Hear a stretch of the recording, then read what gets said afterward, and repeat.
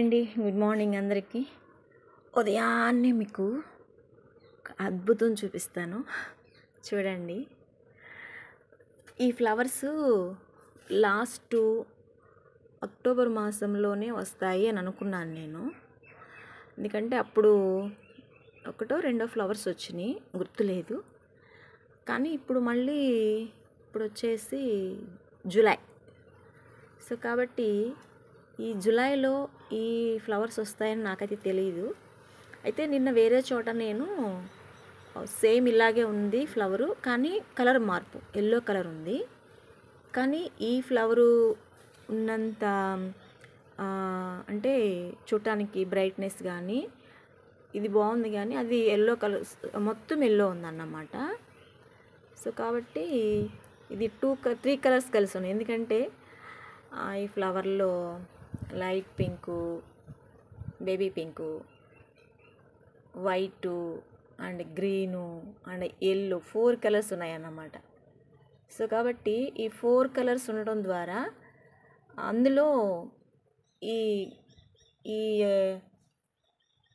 ఈ ఫ్లవర్కి వాటి కాడలు కూడా థిక్ గ్రీన్ అన్నమాట. అంటే ముదురు ఆకుపచ్చ అంటారు కదా, ఈ ముదురు ఆకుపచ్చకి ఈ ఫ్లవర్స్కి, అంటే ఈ బేబీ పింక్కి ఫ్లవర్స్కి అసలు కాంబినేషను అసలు చూపు చూడటానికి 2 కళ్ళు సరిపోవంటారు కదండి, ఆ విధంగా ఉందన్నమాట.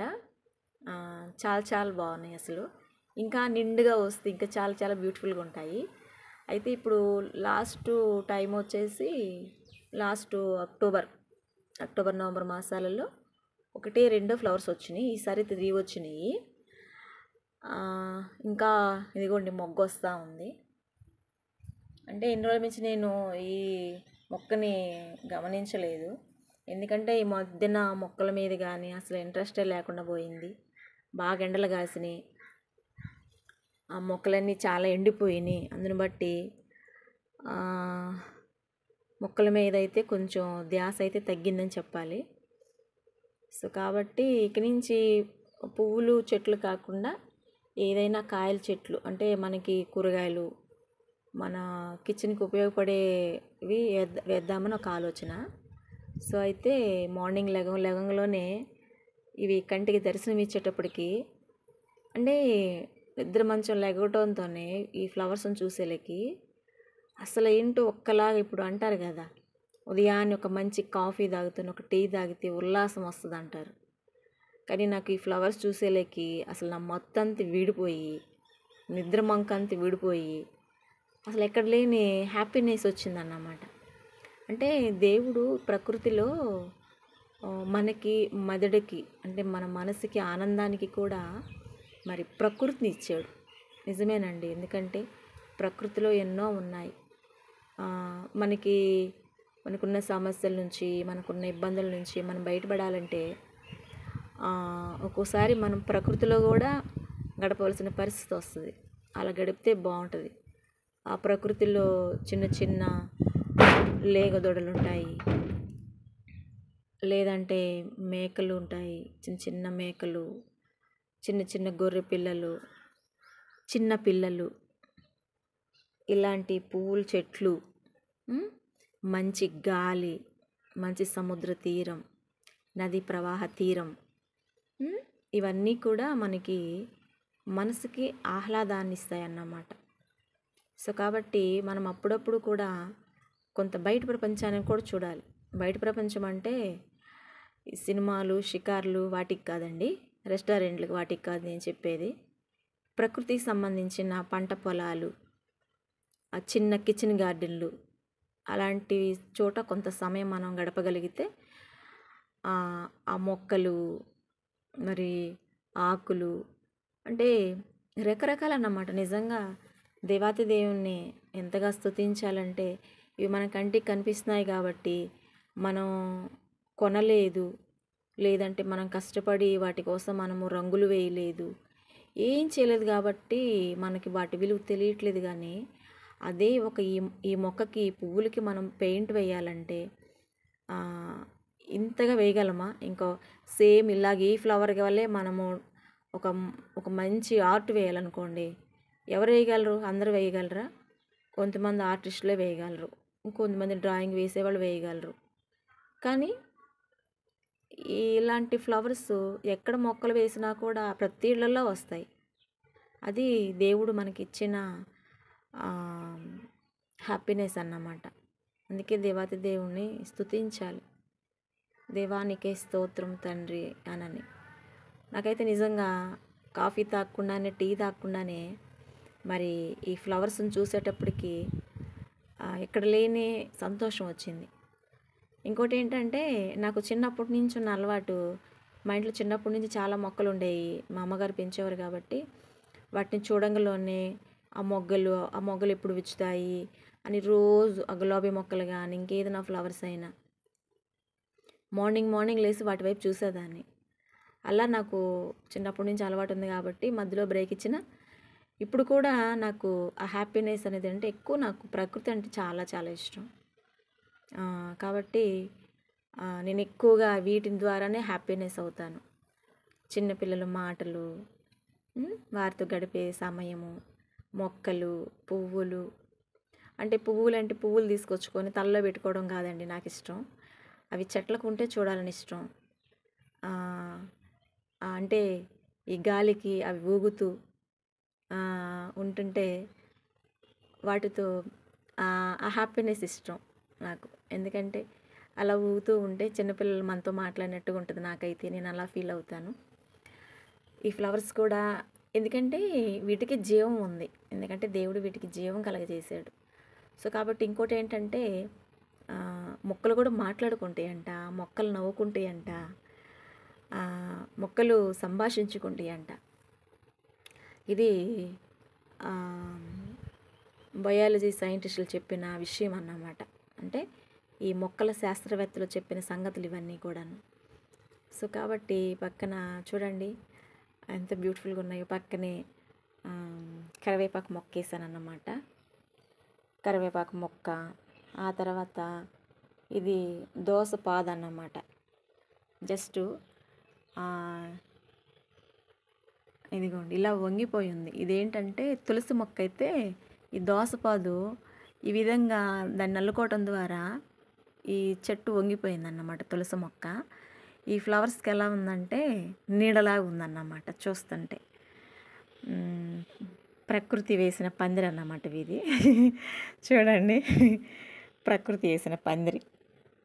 చిన్నప్పుడు మేము చిన్న ఆడుకునేటప్పుడు చిన్న పొలాలు తీసుకొచ్చి చిన్న పందిరిలా వేసి వాటి లోపల చిన్న బొమ్మలు పెట్టుకుని ఆడుకునే వాళ్ళమే. నాకు అది గుర్తు వస్తుంది అన్నమాట ఇప్పుడు. నిజంగా మనకి ఎంత పెద్ద వయసు వచ్చినా కూడా ప్రకృతిని ప్రేమించడానికి చిన్న పెద్ద తేడా లేదన్నట్లు. చూడండి, ఇది ప్రకృతి వేసిన పందిరిలాగా ఎంత బ్యూటిఫుల్గా ఉందో. అటు కింద ఉన్నాయి అన్నమాట ఈ ఫ్లవర్స్. ఇంకా చూసేటప్పటికి చాలా రోజులైంది వీడియోస్ కూడా చేసి. ఈ మధ్యన అసలు దేని గురించి కూడా నేను వీడియోస్ చేయట్లేదు. అంటే ఒక రకమైన ఒత్తిడి, డిప్రెషను. అయితే నిజంగా నేను లాస్ట్ 1 year అవుతుంది ఒక వీడియో చేశాను. ఎందుకు ఎక్కువగా ఒత్తిడికి గురవుతారు చాలామంది, చాలా సఫర్ అవుతారు. మొక్కలు ఉన్నాయి, ప్రకృతి ఉంది, చాలా ఉన్నాయని చెప్పాను. కానీ మాటలు చెప్పడం ఈజీయే, కానీ ఆ సమస్య మన దాకా వస్తే కానీ దాన్ని ఫేస్ చేసినప్పుడే మాత్రమే మనకు అందులో ఉన్న ఆ విషయం తెలుస్తుంది, ఆ బాధ, ఆ పెయిన్ అనేది తెలుస్తుంది అన్నమాట. అయితే ఈ మధ్య నేను ఎక్కువగా స్ట్రగుల్ అవుతూ ఉన్నాను ఆ విషయాల్లో. అయితే నిజంగా నేను బయటికి రావడానికి కారణం ఏంటంటే బైబిల్, పరిశుద్ధ గ్రంథము, దేవాతి దేవుడు.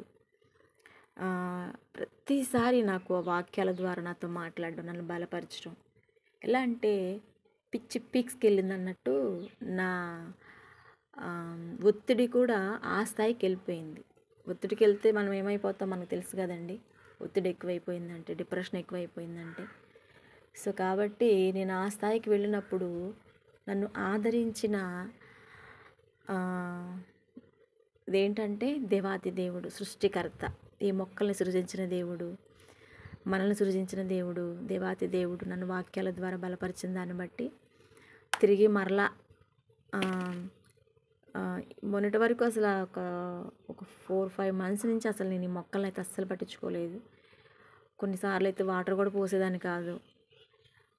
తర్వాత నేను అనుకునేదాన్ని, అయ్యో వాటిని వేసి నేను వాటర్ పోయట్లేదని బాధపడేదాన్ని.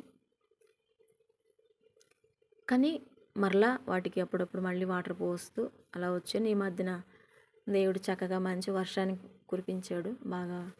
అందుని బట్టి మొక్కలు కూడా బాగా పచ్చదనం వచ్చేసినాయి. నిజమేనండి. నిజంగా ఏంటంటే ఈ భూమిని కలగజేసిన దేవాతి దేవుడు. మనకున్న సమస్యలు చిన్న వాటికి తట్టుకోలేం కానీ నిజంగా ఈ భూమి మీద ఎన్ని అరాచకాలు, ఎన్ని ఇరుకులు, ఎన్ని ఇబ్బందులు, ఎన్ని సంతోషాలు ఉన్నప్పటికీ కూడా దేవాతి దేవుడు చూస్తూ మౌనంగా ఉంటున్నాడు. కానీ ఒకరోజు మన గ్రంథాలు విప్పే రోజు వస్తుంది. దేవుడు మనల్ని ప్రశ్నించే రోజు వస్తుంది. సో కాబట్టి బ్రతికినంత కాలము ఒకరికి హాని చేయకుండా చేతనంత వాటికి మేలు చేయటం తప్ప మనము కనీసం మాట సహాయం అయినా సరే మనం చేయగలిగింది చేస్తే మంచిది. అంటే నేను నిజంగా మన పక్కన దేవాతి దేవుడు మన పక్కన సెరీపులను పెడతాడంట. సెరీపులు అంటే దేవదూతలు. కెరూపులనేమో పిల్లలకి కాపలాగా పెడతాడంట దేవుడు. సెరీపులనేమో పెద్దవారికి కాపలాగా పెడతాడంట. ఒక సెరూపు ఒక యుద్ధంలో ఒక్క నైట్కి 1,85,000 మందిని చంపారన్నమాట. ఒక్క సెరూపు అంటే ఒక దేవదూత. అలాంటి దేవదూత మన పక్కన ఉంటే మనకి ఎన్ని ఇరుకులు వచ్చినా, ఇబ్బందులు వచ్చినా మనకి ఏం కాదన్నమాట. సో కాబట్టి నా జీవన విధానానికి అన్నిటికీ కూడా దేవాతి దేవుడు సృష్టికర్త అన్నమాట.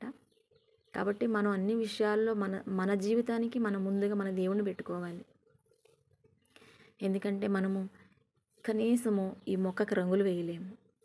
వాటిని రకరకాల ఆకులు, రకరకాల పువ్వులు, రకరకాల పువ్వుల ఆకారాలు, ఆకుల్లో రకాలు, మొక్కల్లో రకాలు, చెట్లలో రకాలు అలా దేవుడు సృష్టించారు. కాబట్టి ఆ సృష్టికర్త మనం ఎప్పుడు కృతజ్ఞత కలిగి ఉండాలన్నమాట ఆయనకి. సో కాబట్టి మనము దేవాతి దేవానికి స్తోత్రం తండ్రి అని మనం దేవుణ్ణి స్తుతించాలి. నేనైతే అదే చేస్తానన్నమాట. సో కాబట్టి ఈరోజు దేవుడు మంచి ఫ్లవర్స్ని ఇచ్చారు. నాకు హ్యాపీగా మైండ్ సెట్ హ్యాపీగా అనిపించింది. అలా ఎంతోమందికి అనిపిస్తూ ఉంటుంది. అందరూ ఎక్స్ప్లెయిన్ చేయలేరు, నేను చెప్తున్నాను అంతే, ఇంకేం కాదు ఇక్కడ. సో కాబట్టి నా వీడియోస్ కొంతమంది వరకు, అంటే నాలాంటి వారి వరకు కొంత వెళ్ళగలిగితే హ్యాపీ కదా అనిపిస్తుంది అన్నమాట. సో కాబట్టి ప్లస్ నా ఆనందము నెక్స్ట్ ఇంకొకరి ఆనందం కోసం కూడా నేను చిన్న చిన్న వీడియోస్ చేస్తుంటాను అన్నమాట. సో కాబట్టి మీ అందరూ కూడా మన ఛానల్ని సబ్స్క్రైబ్ చేయండి, సపోర్ట్ చేయండి. ఇప్పటివరకు చేస్తున్నారు, మీ అందరికీ ధన్యవాదాలు. మా ఫ్లవర్స్ కూడా మీ అందరికీ థ్యాంక్స్ చెప్తున్నాయి అన్నమాట. సో కాబట్టి ఈ ఫ్లవర్స్ ఈరోజు ఉంటాయి, తర్వాత ఎండిపోతాయి. కానీ నేను చేసిన వీడియో మరి అనేక మందికి చేరిద్ది అన్నమాట.